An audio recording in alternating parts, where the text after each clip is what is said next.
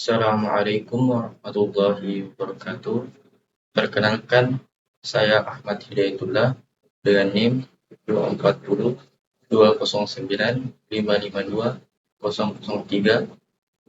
Di sini saya akan menjelaskan materi pengantar pendidikan yang diampu oleh Pak Usman SPD MPD.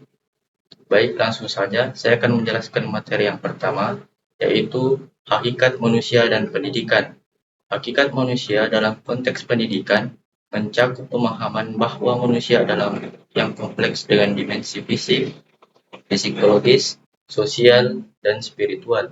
Pendidikan bertujuan untuk mengembangkan seluruh potensi ini, bukan hanya kecerdasan intelektual, tetapi juga karakter, keterampilan sosial, dan nilai-nilai moral. Pendidikan harus bersifat holistik, mencakup aspek fisik atau kesehatan, intelektual atau pengetahuan, psikologis atau emosi dan motivasi, sosial atau interaksi dengan masyarakat, dan spiritual atau nilai dan agama. Tujuan utama pendidikan adalah untuk membantu individu mencapai potensi terbaiknya sebagai manusia yang seimbang, berkarakter, dan berkontribusi positif pada masyarakat. Selanjutnya, saya akan menjelaskan materi yang kedua, yaitu hakikat pendidikan dan pembelajaran. Hakikat pendidikan adalah proses yang luas dan berkelanjutan untuk mengembangkan potensi manusia secara menyeluruh, mencakup aspek intelektual, emosional, dan sosial, dan juga moral. Pendidikan bertujuan untuk membentuk karakter, memberikan pengetahuan, serta mempersiapkan individu untuk berfungsi dalam masyarakat. Hakikat pembelajaran sendiri adalah proses yang lebih spesifik dan fokus pada penguasaan pengetahuan, keterampilan, serta sikap. Pembelajaran melibatkan interaksi aktif antar siswa, materi, dan pengajar yang bertujuan untuk membantu individu menguasai hal-hal tertentu, baik secara teoritis maupun praktis. Perbedaan keduanya yaitu adalah pendidikan lebih luas dan mencakup seluruh proses pengembangan individu, sedangkan pembelajaran adalah bagian dari pendidikan yang fokus pada pencapaian dan pengetahuan dan juga keterampilan. Selanjutnya, saya akan menjelaskan materi yang ketiga, yaitu tujuan pendidikan, subjek, dan objek pendidikan. Tujuan pendidikan adalah untuk mengembangkan potensi manusia secara menyeluruh, termasuk aspek intelektual, emosional, sosial, dan juga moral. Tujuan utama pendidikan adalah membentuk karakter dan juga meningkatkan kualitas hidup, serta mempersiapkan individu untuk berkontribusi dalam masyarakat yang berperan sebagai warga negara yang baik. Sedangkan subjek pendidikan adalah pihak yang terlibat dalam proses pendidikan itu sendiri, yaitu seperti pendidik ataupun guru yang memberikan pengajaran dan peserta didik atau siswa yang menerima dan belajar. Selanjutnya ada objek pendidikan adalah hal-hal yang dipelajari dan dikembangkan dalam pendidikan, seperti pengetahuan, keterampilan, dan juga nilai-nilai moral yang membentuk karakter menjadi lebih baik. Selanjutnya, saya akan menjelaskan materi yang keempat, yaitu peran teknologi dalam pendidikan, meningkatkan kualitas pembelajaran di era digital saat ini. Teknologi memainkan peran penting dalam meningkatkan kualitas pembelajaran, terutamanya di era digital saat ini. Ada beberapa pengaruh atau cara teknologi mempengaruhi pendidikan di era saat ini. Salah satunya itu adalah akses ke informasi. Teknologi memungkinkan akses mudah ke berbagai sumber belajar dan informasi dari seluruh dunia, seperti materi pembelajaran online dan juga beberapa video edukasi. Dan juga ada pembelajaran interaktif, yaitu menggunakan alat digital seperti aplikasi pendidikan, simulasi, dan permainan edukatif yang memungkinkan pembelajaran menjadi lebih efektif dan juga menyenangkan.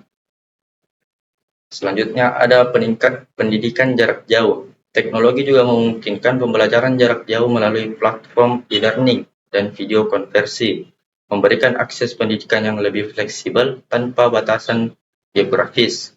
Secara keseluruhan, teknologi mendukung pembelajaran yang lebih efisien, fleksibel, dan terpersonalisis, membantu meningkatkan kualitas pendidikan di semua tingkat.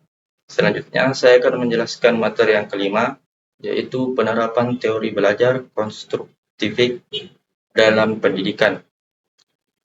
Penerapan teori belajar ini yang dipelopori oleh ahli seperti Jan Piaget dan Lev Vygotsky berfokus pada bagaimana siswa membangun pengetahuan mereka sendiri melalui pengalaman dan interaksi sosial. Dalam pendidikan, penerapan teori ini dapat dilakukan dengan beberapa cara. Salah satunya itu dengan pembelajaran berbasis masalah. Siswa diberi tantangan atau masalah nyata untuk diselesaikan, yang mendorong mereka untuk berpikir kritis, mengeksplorasi, dan menghubungkan pengetahuan baru dengan pengalaman mereka sebelumnya. Selanjutnya ada diskusi dan kolaborasi, yaitu kelas lebih interaktif dengan siswa, bekerja sama dalam kelompok untuk mendiskusikan konsep dan ide. Ini memungkinkan pembelajaran sosial dan memperdalam pemahaman melalui perspektif yang berbeda. Selanjutnya ada fokus pada proses dan bukan hasil. Hasil proses dianggap lebih penting daripada sekadar hasil akhir. Siswa diajak untuk merefleksikan dan memahami bagaimana mereka belajar, bukan hanya menghafal informasi. Dengan cara-cara ini, tentunya konstruktivisme membantu menciptakan pembelajaran yang lebih mendalam, aktif, dan relevan bagi siswa ataupun mahasiswa. Selanjutnya, saya akan menjelaskan materi yang terakhir, yaitu manajemen kelas yang efektif serta strategi untuk mengajar. Manajemen kelas yang efektif adalah kemampuan guru untuk menciptakan lingkungan belajar yang terorganisir, produktif, dan kondusif bagi semua siswa.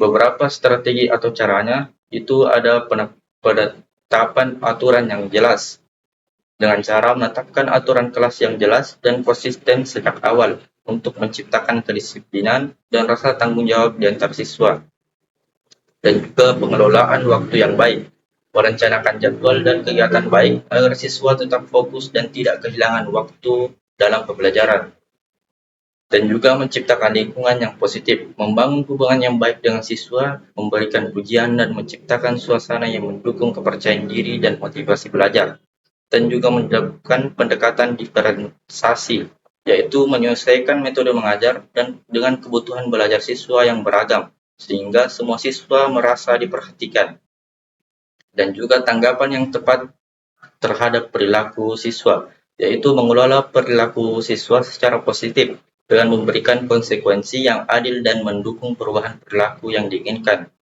Dengan strategi-strategi ini, tentunya guru dapat menciptakan kelas yang terstruktur, efektif, dan memotivasi siswa untuk belajar dengan baik. Mungkin itu saja yang bisa saya jelaskan. Kurang dan lebihnya mohon dimaafkan. Saya akhiri dengan ucapan Assalamualaikum warahmatullahi wabarakatuh.